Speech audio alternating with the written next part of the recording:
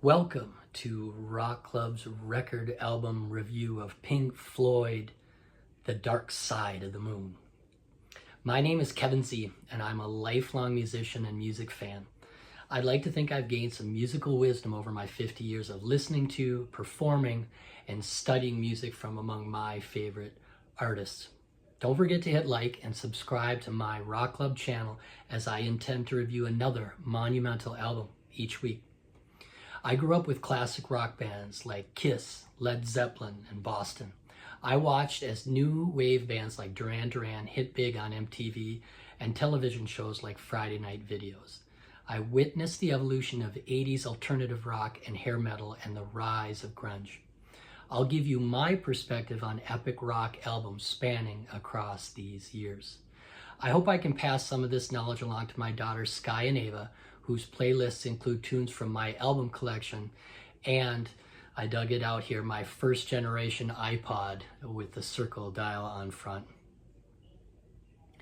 Another inspiration has been gals Maya and Patty, gals from work who heard my playlist songs, and many of them for the first time, and they commented on how today's music had changed so much and how Gen Z can benefit from my knowledge of these great artists and bands. I'm reviewing artist albums in their format order as they were originally intended to be listened to. Keep in mind, these are my opinions, so feel free to comment, agree, or disagree. So let's begin. Only in the rarest of musical artistry does a masterstroke appear where all the elements come together, almost as if created by the hand of God itself. I am speaking, of course, about Pink Floyd's The Dark Side of the Moon, an album that will change your life for the better, as it did mine upon your first full listening. Pink Floyd, or as they were also originally known as the Pink Floyd, were at crossroads in turbulent 1973, having made a name for themselves in the late psychedelic 60s, but losing their frontman Syd Barrett to mental illness, no doubt accelerated due to him taking copious doses of acid.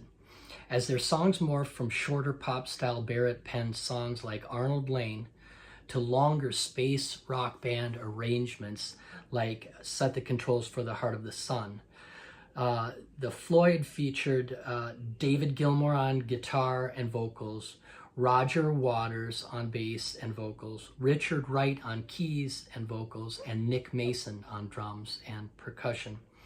They had gained experience from various efforts on 7 previous albums and were ready to create a masterpiece on this, their 8th release. Recorded at famous Abbey Road Studios in London with the aid of engineer Alan Parsons, Dark Side of the Moon would be a concept album for the ages, and when released on March 1st, 1973, would launch Pink Floyd to stadium-filling rock stardom. With the music credited to the band and lyrics credited solely to Roger Waters, the 10 songs brilliantly intertwine themes of war, madness, greed, and environmental advocacy, and take the listener on an incredible sonic journey. And it's rumored to sync up with the movie The Wizard of Oz if played simultaneously, but I've never tried to do that. Track 1, side 1, is Speak to Me. The album opens with the sound of a kick drum mimicking a heartbeat, increasing in volume, and then machinery sounds and a man screaming in the distance, grabbing your attention and taking you into track 2, Breathe in the Air, with its haunting and iconic slide guitar part played by David Gilmour. David then sings, inviting us to breathe, breathe in the air, don't be afraid to care. Gilmour's soaring guitar solo is pure Fender Stratocaster ecstasy, played with incredible tone and amazing feel. Track 3, side 1, is On the Run. It is a mind-expanding soundscape created by Richard Wright, playing a Hammond organ through a Leslie speaker, creating swirls around the listener. Mixed in are various other sounds like the pattern of running steps, maniacal laughter, and then what sounds like some sort of aircraft crashing. Once while driving downtown in my 75 Chevy Monza with friends, after all partaking in a little bit of weed, mind you, we were listening to the song and we were absolutely convinced that some type of alien spacecraft had landed on the roof of my car, but I digress. Track 4 on side 1, Time. This starts out with the ticking of a clock and then the sound of what seems like hundreds of alarm clocks going off simultaneously. The intro also features a great bit of drumming by Nick Mason, pounding out a melodic drum part on a huge set of finely tuned rototoms.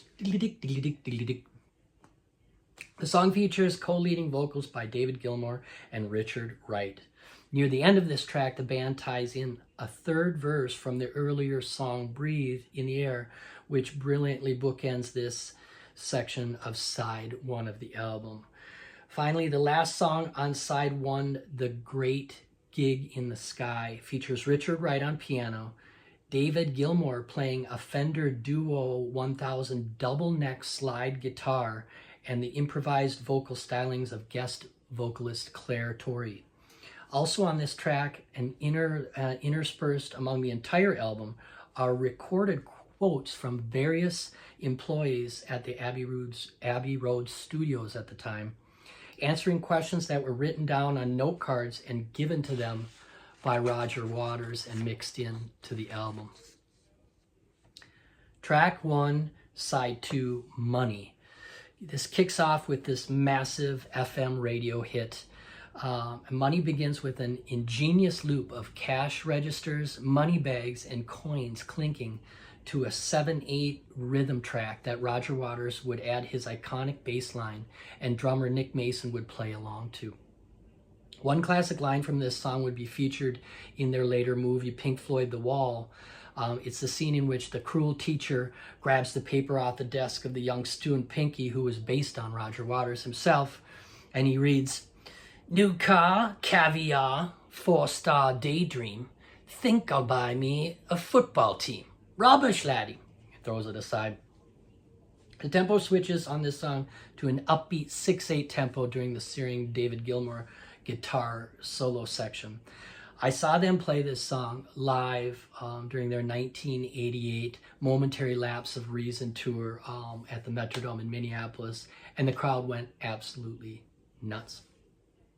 Track 2, side 2, is the longest song on the album, sung by David Gilmour, Us and Them. It was written by Roger Waters about the senseless nature of war. It's a very dynamic song, going from sparse and quiet sections in the verses to booming and grandiose in the other parts of the song. Next tune, track 3, side 2, is an instrumental entitled Any Color You Like, which again ties into a similar chord sequence in Breathe and the reprise at the end of Time, and has an incredible synthesizer solo by Richard Wright. Track 4 of side 2, Brain Damage, is written and sung by Roger Waters and was actually called Lunatic early on. The lunatic is on the grass. Waters has stated that this song relates directly to their beloved friend and ex-frontman Syd Barrett's slide into mental illness. Near the end of his tenure with Pink Floyd, Syd would start periodically playing different parts of other songs during their live shows. Hence the line, "And if the band you're in starts playing different tunes, see you on the dark side of the moon." Which leads us to the last track of the album, starts seamlessly from the end of Brain Damage. This, of course, is Eclipse. Written and sung by Waters, the song uses sun and moon imagery, relating them to the forces of dark and light. The album ends with the incredible line, "And everything under the sun is in tune, but the sun is eclipsed by the moon." The album ends with the fading sound of a heartbeat. Dark Side of the Moon is the 4th best-selling album in history, charting on the Billboard Top 100 for an amazing 990 weeks. That's over 19 years. It has sold over 45 million albums worldwide, and it is Pink Floyd at their absolute best.